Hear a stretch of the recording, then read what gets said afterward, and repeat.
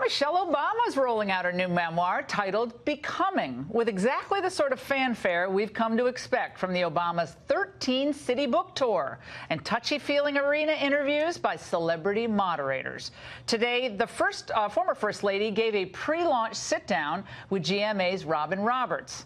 And the issue of race figured prominently, even when Mrs. Obama spoke of meeting her husband. He comes blowing into town, a little bit famous already, late for the first meeting. Late. I was like, is he trifling? The black man's gonna be late on the first day? I was like, You weren't overly impressed in the beginning. I wasn't, you know. I have my suspicions when a bunch of white folks fawn on over a black man, because I sort of think, okay, he can talk straight, so they think he's wonderful. So, so that was my theory. Huh?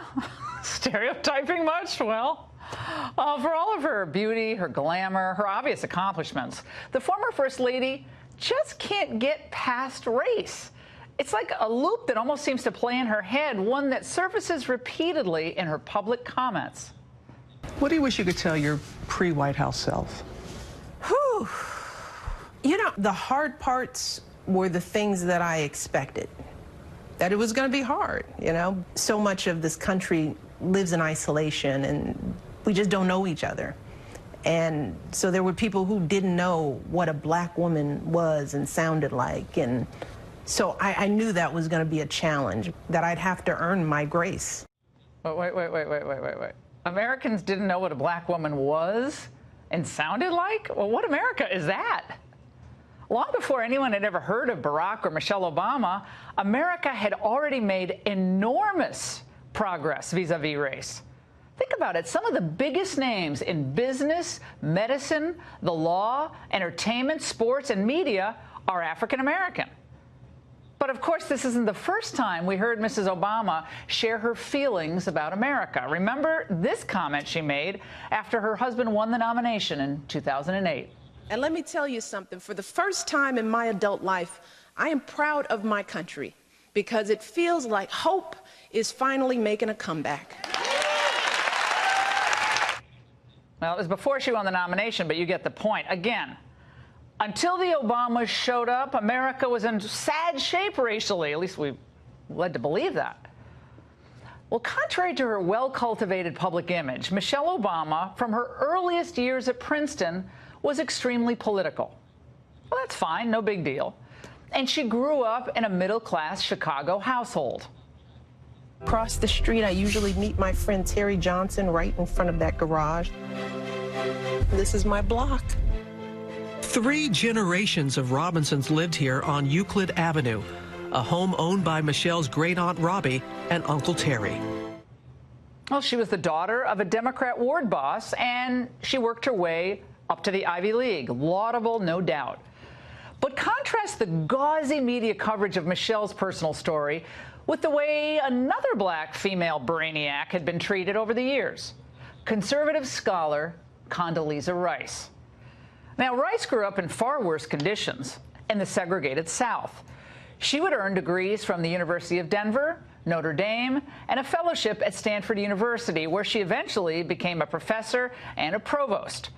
Oh, and she did become the first female African-American Secretary of State in 2005, long before anyone heard of Michelle or Barack Obama. Now, I guess Condoleezza was just unable to show us what a prominent woman was like or sounded like, huh? Again, it's all who tells the story. I mean, Michelle Obama collected more magazine covers than vegetables from that White House garden. While a real cover girl, First Lady Melania Trump, of course, supermodel, is lucky if she gets her picture in the Parade magazine insert.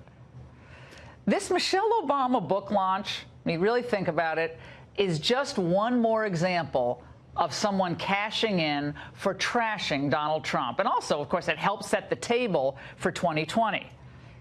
The Obamas still want to be the big power brokers in the Democratic Party, and Michelle is a global superstar, so she helps frame the issues for a Democratic Party still straddling the old and the new.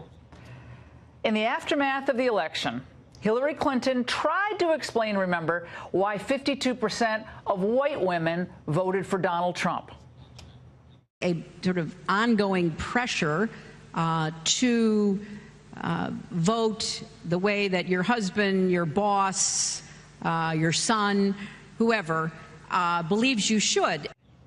Now, Michelle Obama takes that snide condescension a step further, writing in her memoir, Becoming, "I will always wonder about what led so many women in particular to reject an exceptionally qualified female candidate and instead choose a misogynist as their president." Very nice. Now, remember, she wasn't paid that huge advance that she got for her book to share fashion tips or pumpkin pie recipes, but to deliver body blows to Trump with a velvet glove. I said what I continue to say. Being the commander-in-chief is a hard job, and you need to have discipline, and you need to read, and you need to be knowledgeable, you need to know history, you need to be careful with your words. But voters make those decisions, and once the voters have spoken, you know, we live with what we live with. Drat. Democracy. Well, Michelle Obama's attack on the president and her dismissive writing off of a whole chunk of the American electorate and a sizable group of women that she claims that she cares so much about, maybe it's surprising to some, but it's really not unexpected. She is, for all of her protestations, a political actor. But wrapped in the glittery embrace of celebrity, Michelle hopes women will look past some of that along the edges, some of it acidic, of her memoir, because Oprah today named it one of her book club picks. But if Michelle Obama continues the divisive and racially obsessed politics she's been peddling in advance of this release, readers may consider it one of their least favorite things. And they may even find some of her political commentary unbecoming. And that's the angle.